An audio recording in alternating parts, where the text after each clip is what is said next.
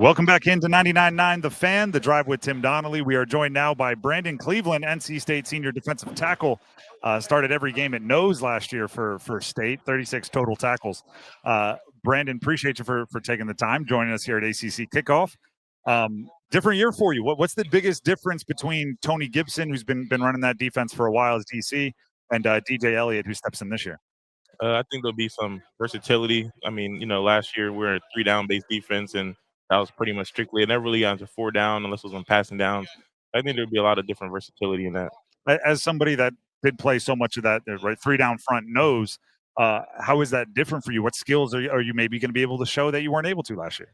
I think I'll be able to show off some of my pass rush moves. I'll be able to line up in different alignments, different shades, get more one-on-one opportunities to really showcase my skill. I mean, 2 people can't block me, so I imagine what one person could do.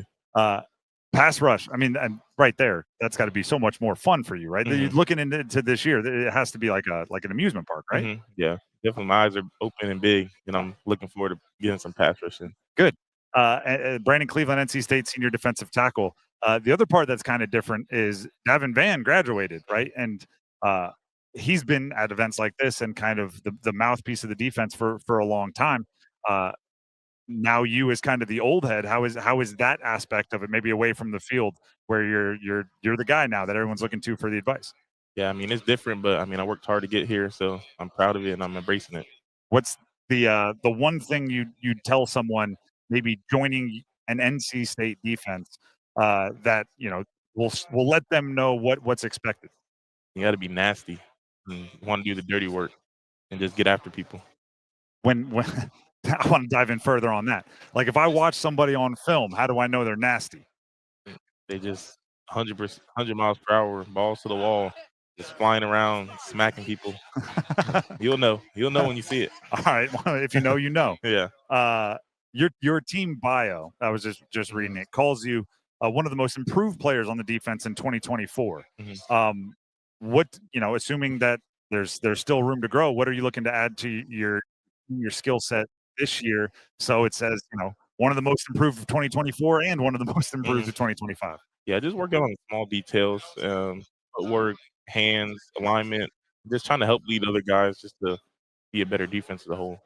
We were just talking with Dave Doeren, your head coach, and I asked him what position battles he was looking forward to in camp, kind of shaking out and seeing who grabs those roles.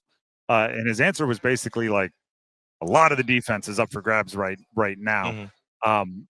How, as a leader, do you kind of help your younger teammates or less experienced teammates that are looking to get a role on defense go through a position battle, right? Where they're competing against the guy next to them, but also moving towards the team whole.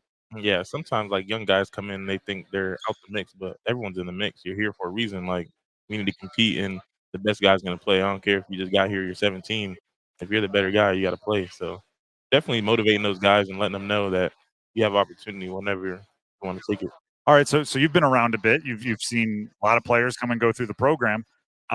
Who's maybe due for a pop? Who are we not talking about that we should on that defense? I think Isaiah Shirley is a good one. Yeah, I think Isaiah Shirley will be great, and I think he's gonna do big things this All year. right, I'll write it down. We'll track it throughout the year. See if you should go into talent evaluation. Yeah. The other part that's hanging, I don't want to say hanging over this year, but this offseason, right? You have the unique situation of playing in a bowl game against ECU and then playing them in the first game of the following year. When you add in that it was a bowl loss and there's the extracurriculars, the fight after, how are the emotions for the team going into a chance to, avenge that loss? Well, I mean, we're definitely taking it personal, and we're gonna go get that win here in a couple weeks. So, how much is it talked about, right? Because coaches, if you start talking about week 3, they get mad and say, "No, take it one game at a time." But with ECU being number 1, like it's the next challenge you guys have. How much is it discussed? Not too much. We just put our head down and work and keep the main thing. And when we see him, we see him. I like that. By the way, we're talking about Brandon Cleveland, NC State. Congrats on the nomination for the All-State Good Works team. Thank you. I appreciate it. It is a testament to you that as I'm doing preparation to speak with you today, right, when I'm Googling your name, there's just as many, if not more, pop the links for your philanthropy as there is your play. Mhm. What's the cause that you're championing right now? What's the next event you have on your mind? I got a back to school giveaways, backpacks at the Raleigh Boys and Girls Club, so I'm looking forward to that. Giving out some school supplies, backpacks. There'll be pizza, games, a whole lot of fun. All right, how like you have the airwaves? How does everybody find you and reach out to you on the many? Just so everybody knows, that is one thing that he does, but there's he's helping with food for the less privileged and many others. But how can they help if they want to?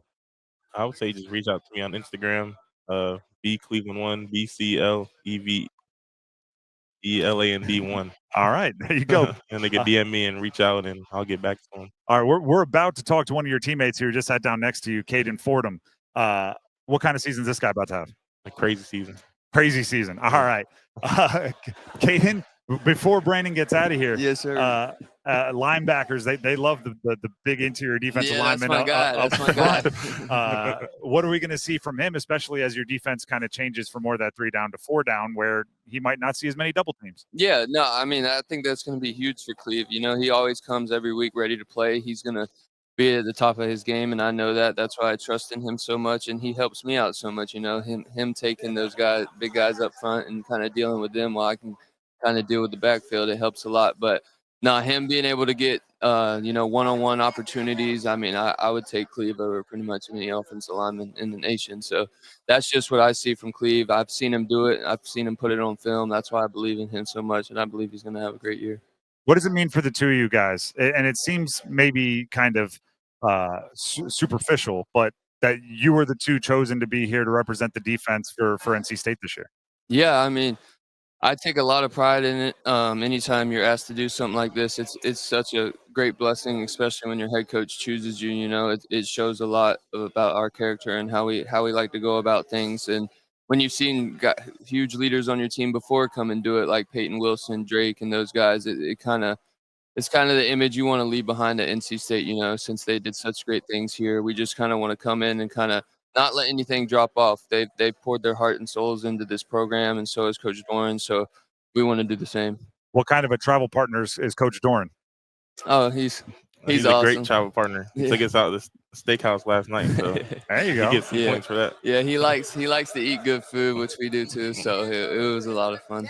That's awesome, Brandon. I think you got to get moving here. So we appreciate you for stopping by. Nice to meet you. Thank you. And we'll hang out with Caden here a little bit longer. Caden, first of all, appreciate you for jumping in and jumping into the mix like that. Leading tackler before the season ended with an injury. What was it like? What did you learn having to kind of go from such a big part of the team to watching on the sidelines? I know it's tough. Yeah, it is. Anytime, football is taken away from you, it's very tough, especially I love the game so much. So it was very hard. But it's part of the game. That's what you sign up for. That's what you're, could potentially happen every time you go out on that field. But it's not going to stop me. I'm going to go out and play as hard as I can. Every snap, every chance I'm given, I'm going to go out there and play. But it was great, being able to learn how to lead from the sideline. I feel like it helped me a ton. It built different characteristics within me. I'm not able to be out there sweating and working out with the guys all the time, so it's kind of hard to speak up and say some things, I feel like. But I just know that I've put in the work, and I know these guys on this team kind of trust in me and know that I'm going to give my all. So I feel like there was no let off, and when I come back out, I feel like I'm going to be ready to go and lead these guys. It's interesting when we were just talking with Cleveland, Brandon Cleveland, you brought up a name, right?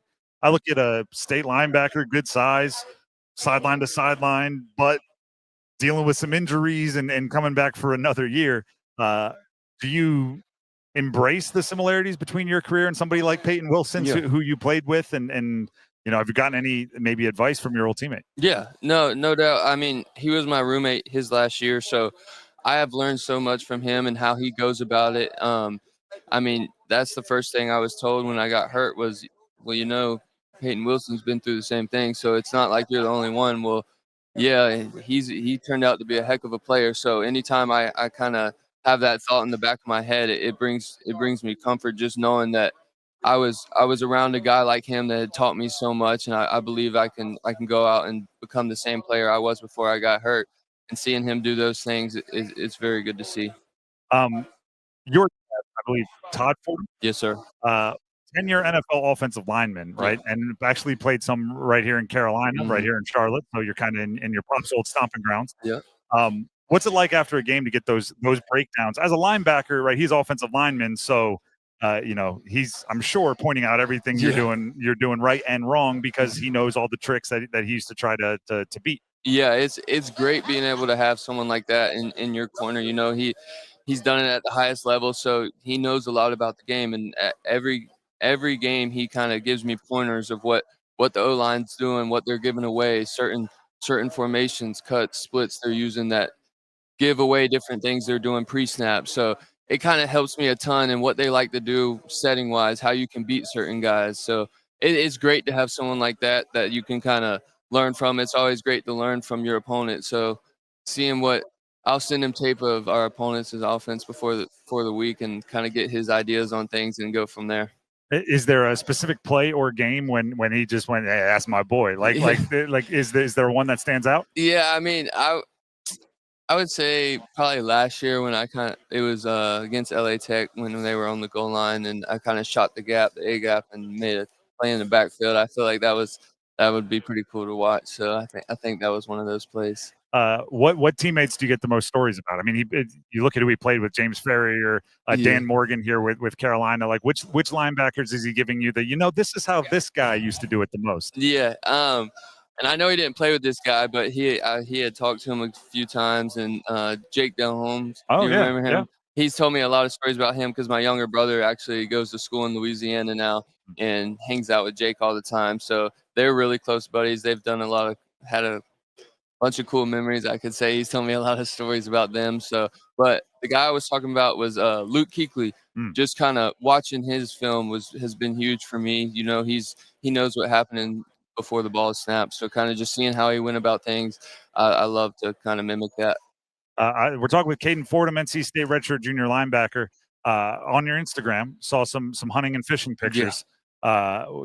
Everyone's got a hunting or this off season. What's the best story? What's the biggest catch? Give us the details. Yeah, so that's kind of one of the things we did as like a bonding thing for the guys. We went fishing a few times, and me, Sean, and Cleve, we've been fishing a ton. But Coach Doeren, I hate to say it, but he's caught the biggest fish so far. We went fishing as a little leadership deal, and he caught a big striper. So it's been fun, just kind of all off-season things we've done, going out, just enjoying each other outside of the game and kind of learning from each other. It's been awesome. How brutal is that coach caught you need to get some bragging rights over him. Hey, we still ain't heard the end of it, so I'm sure it'll keep going until we catch a bigger one.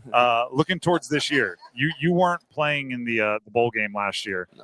Which, due to the injury that we discussed, ended up being a loss, and then there's the fight and everything else. Is week one almost an opportunity for you to prove it would have been different if I was out there? Like, are you looking at it in that way at all? Yeah, a little bit. But, I mean, I know those guys that played last year, they gave their best effort, and things obviously aren't always going to fall your way. But like I said, I mean, we're going to come out every week ready to play no matter what with these guys. We're going to go to war. No matter who the opponent is, we're going to come ready to play. So in the first game of the year, Thursday night, Carter Finley Stadium is going to be packed out. So I can't wait for that game. And, yeah, it's going to go out there and prove a point for the season of what we're coming to do. Do you make any adjustments to the way you play to ensure that targeting call isn't on the possibilities list? Because I remember when it's so early in the game, and you're so important to that defense, you really don't want it to happen again. Is there a way you can prevent that? Yeah, I mean, it's all a technique thing at the end of the day. But I mean, I was playing ball. I was just flying to the ball, playing fast, and it was early in the game, so I was a little anxious. I won't lie, but just using your technique. You got to be careful with those guys because they're going to try to protect them. Quarterbacks always. So just knowing the situation and knowing I could be a little better in that situation, I think will help me. With so many young guys around you, so many position battles around you, is it difficult as maybe one of the lead communicators on the defense to get so many new guys on the same page? Yeah, I mean, challenges with that have arose a little bit through the offseason, just with new guys coming in from the portal and all. But through the offseason, I feel like Coach Doran's done such a great job of putting us in scenarios to where it's been us. We've had to bond and kind of figure out each other and work with each other. And I mean, all the new guys, they're hard workers. They're great people. So There really hasn't been any problems or anything of that nature on the team, and in the locker room, I feel like everyone's kind of got the same goals, and we're coming to win this year. Last one before we let you go, we're talking to another one of your teammates here at ACC Kickoff, Justin Jolie. Yes, sir.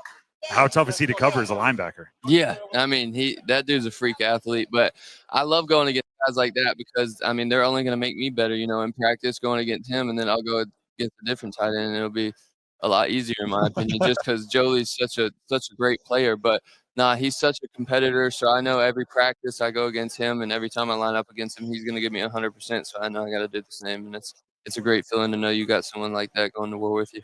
Caden, we appreciate you for stopping by, and Yes, good luck. sir. Thank you.